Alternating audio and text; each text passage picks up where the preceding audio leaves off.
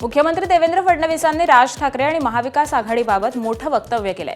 नागपूरमध्ये पार पडलेल्या माझं व्हिजन कार्यक्रमावेळी संपादक सरिता कौशिक यांनी फडणवीसांना राज ठाकरेंच्या महाविकास आघाडीतील भविष्याबाबत प्रश्न विचारला।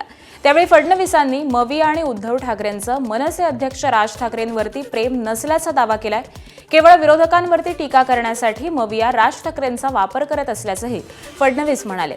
तसंच स्थानिक स्वराज्य संस्था निवडणुकीआधीपर्यंत महायुतीसोबत असणारे राज ठाकरे हे अचानक महाविकास आघाडीकडे का वळले या प्रश्नाचंही मुख्यमंत्र्यांनी उत्तर दिलंय।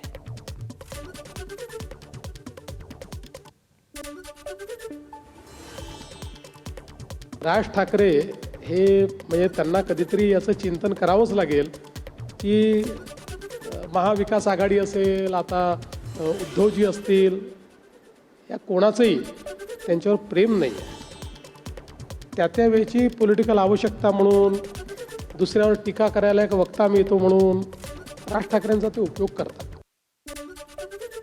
महायुती अभेद्य आहे असं सांगणाऱ्या मुख्यमंत्र्यांनी पुन्हा एकदा एकनाथ शिंदेंच्या नाराजीच्या प्रश्नावरती उत्तर दिलंय। केवळ फडणवीसच नव्हे तर स्वतः उपमुख्यमंत्री एकनाथ शिंदेंनी देखील नाराजीच्या वक्तव्यावरती खुलासा केलाय। शिंदे साहेब नाराज नाहीत हे त्यांनी देखील सांगितलं। प्रॉब्लेम काय होतो, ठेवल्या जात आहे प्रॉब्लेम असा होतो की मी आणि शिंदे साहेब आता एका हेलिकॉप्टरने आलो, तर हेलिकॉप्टरमध्ये आम्ही गप्पा मारल्या, मग गाडीत बसलो, एका गाडीत बसून गप्पा मारल्या आणि मग आता आम्ही मंचावर बसलो। मंचावर बसल्यानंतर ते त्यांच्या विचारात, मी माझ्या विचारात, कुठला कार्यक्रम आहे त्यांनी भाषण केलं, मी भाषण केलं। आता आम्ही असं केलं पाहिजे, मी काल कुठेतरी म्हणालो, आता आम्ही हसता हसता सेल्फी काढली पाहिजे आणि पाठवली पाहिजे, इंस्टाग्रामवर पाठवली पाहिजे।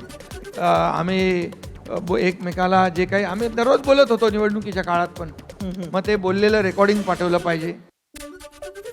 स्थानिक स्वराज्य संस्था निवडणुकांच्या धामधुमीत महायुतीमध्ये नाराजी नाट्य रंगल्याचं सर्वांना पाहिलं होतं, त्यामुळे उलटसुलट चर्चांना देखील उधाण आलं होतं। मात्र काल झालेल्या माझं व्हिजन कार्यक्रमात मुख्यमंत्री फडणवीसांनी 2029ची निवडणूक ही महायुती म्हणून एकत्रच लढणार असल्याचं स्पष्ट केलं।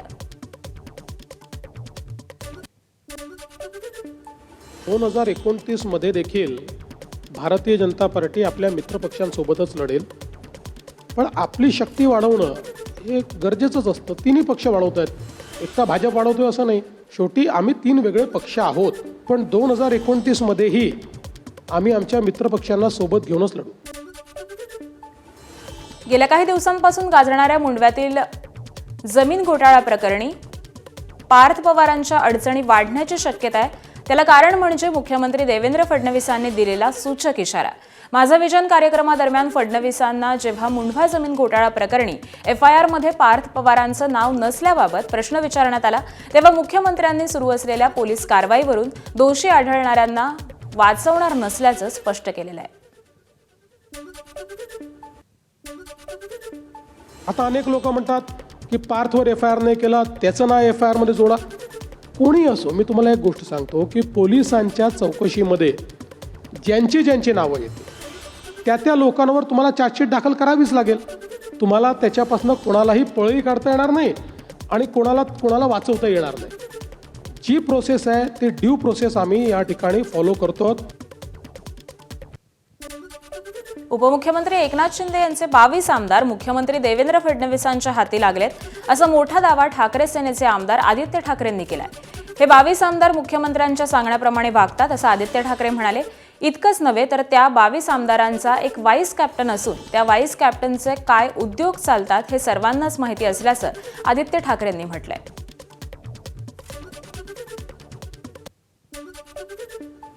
एक लक्षात घ्या तुम्ही, जे आमच्या कानावर येते की सत्ताधारी जे बाक आहेत, एक पक्ष 2 गट असे जे आहेत, त्याच्यातून एका गटामधून 22 आमदार मुख्यमंत्र्यांच्या हाती लागलेले आहेत। जर तुम्ही गेल्या 1 वर्षाचा अभ्यास केलात तर त्यांची कामं असतील, त्यांना फंड असेल, चांगलं मिळालेलं आहे। आणि उठ सांगितलं उठ, बस सांगितलं बस, उडी मार सांगितलं तर उडी मार, असं ते आता मुख्यमंत्र्यांच्या इशाऱ्यावर नाचायला लागलेलं। नेमकं कोणी ह्याच्यातून धसका घ्यायचा की ज्यांनी बातमी पेरली आहे हे त्यांना कळेल। बघा, त्या 22 आमदारांमध्ये मी असं कोणतरी व्हाईस कॅप्टन म्हणून स्वतःला म्हणतात सुद्धा, ह्यांचे काय उद्योग धंदे चालतात हे मला माहीत नाही।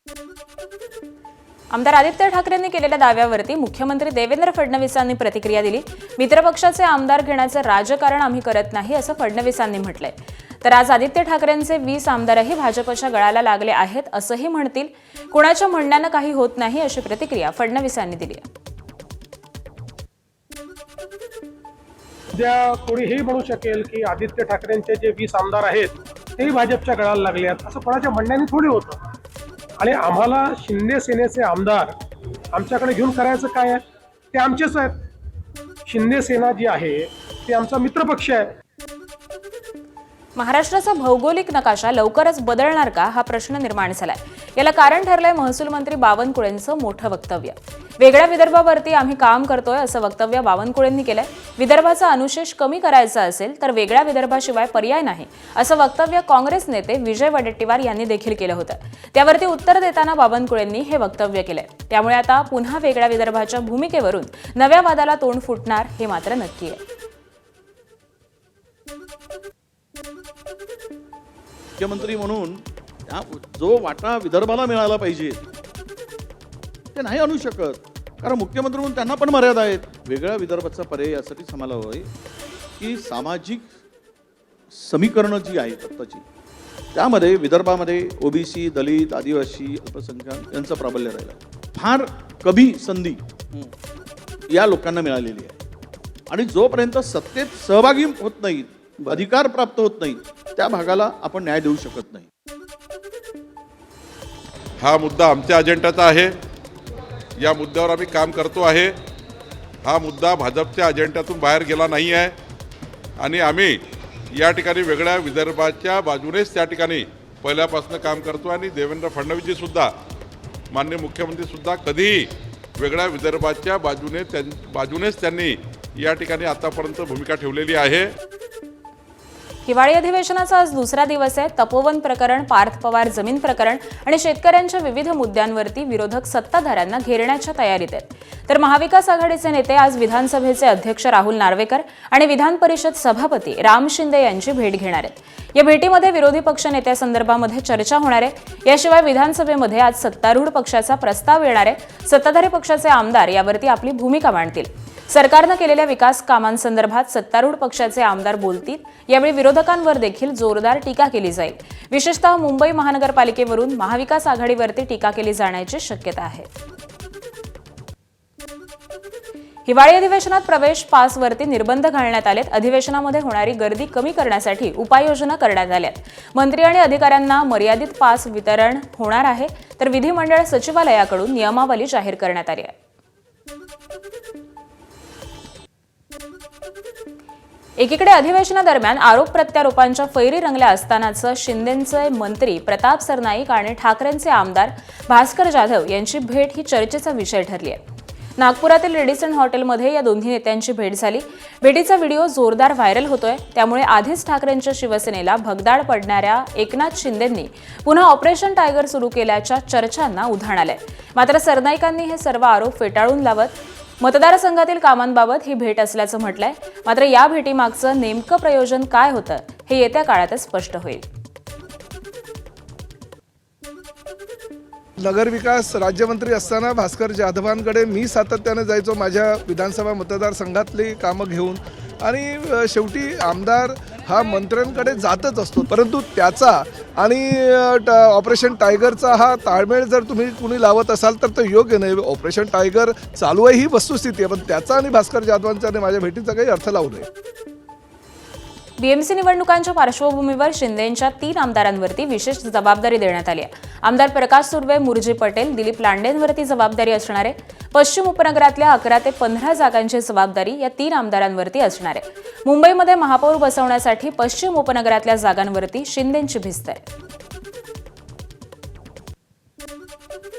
राज्याचे मुख्यमंत्री देवेंद्र फडणवीस यांच्यावरती आधारित पुस्तकाचं राज्यपाल आचार्य देवव्रत यांच्या हस्ते आज प्रकाशन होणार आहे. मुख्यमंत्री फडणवीस यांच्या विधानसभेतील भाषणांचा लेखाजोखा या पुस्तकामध्ये आहे.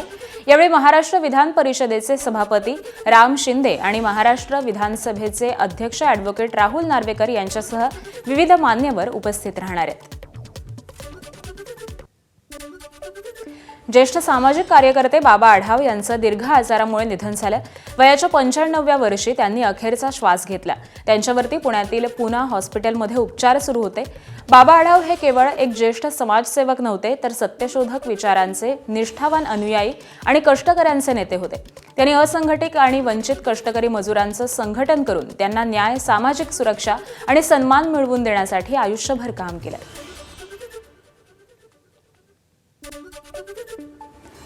तर दरम्यान डॉक्टर बाबा आढाव यांच्यावरती आज सायंकाळी वैकुंठ स्मशानभूमीत अंत्यसंस्कार केले जाणार आहेत. त्याआधी गुलटेकडी मार्केट यार्ड इथल्या हमाल भवन इथं पार्थिव अंत्यदर्शनासाठी ठेवण्यात येणार आहे. दरम्यान दुखवटा म्हणून दी पुना मर्चंट चेंबरकडून आज व्यवहार हे बंद ठेवण्यात आलेले आहेत. त्यामुळे मार्केट यार्ड येथील गूळ भुसार विभाग आज बंद राहतील. तसंच मार्केट यार्ड भागातील वाहतुकीत देखील मोठे बदल करण्यात आले. विविध सामाजिक कामांसाठी आयुष्य वाहून घेत समाजसेवा करणारे, कामगार कल्याणासाठी लढणारे बाबा आढावची त्यांच्या या कार्यासाठी सदैव स्मरणात राहतील. त्यांच्या निधनानं अतिशय दुःख झालेलं आहे. पंतप्रधान नरेंद्र मोदी यांच्याकडून बाबा आढाव यांना श्रद्धांजली. कष्टकऱ्यांचे आणि शेतकऱ्यांचे आधारस्तंभ बाबा आढाव यांचं निधन महाराष्ट्राच्या सामाजिक चळवळीसाठी अपूर्णनीय हानी आहे. चळवळीतून जातीय विषमतेवरती प्रहार करणारे ते एक महान लढवय्ये होते. त्यांच्या विचारांचा आणि संघर्षाचा वारसा आम्हाला सदैव प्रेरणा देत राहील. मल्लिकार्जुन खरगेंकडून शोक व्यक्त. तसंच राहुल गांधी यांनी देखील बाबा आढाव यांच्या निधनाचं दुःख व्यक्त केलेलं आहे. बाबा आढाव यांचं निधन अत्यंत दुःखद. बाबा आढाव यांचा संघर्ष फक्त एका व्यक्तीचा नव्हे, तर संपूर्ण समाजाचा लढा होता, जो आज देशभर पसरलेला आहे. अशा शब्दांमध्ये राहुल गांधी यांची बाबा आढाव यांना श्रद्धांजली. भाजपचे माजी नगरसेवक अरविंद शेट्टी यांच्या बँक खात्यातून रक्कम अनधिकृतरित्या काढल्याचा धक्कादायक प्रकार मीरा रोड इथल्या सिल्वर पार्क शाखेत उघडकीस आलाय. तब्बल 4,90,000 रुपये अनधिकृतरित्या काढले गेलेत. शेट्टी यांच्या म्हणण्यानुसार त्यांच्या खात्यामध्ये काही संशयास्पद व्यवहार झालेले असून यासाठी त्यांना कोणतीही पूर्वसूचना किंवा OTP प्राप्त झालेले नव्हते. घटनेची माहिती मिळताच त्यांनी तात्काळ शाखा व्यवस्थापकांशी संपर्क साधून तक्रार दाखल केली. या प्रकरणामुळे नागरिकांमध्ये बँकेच्या सुरक्षिततेबाबत गंभीर प्रश्न निर्माण झाले.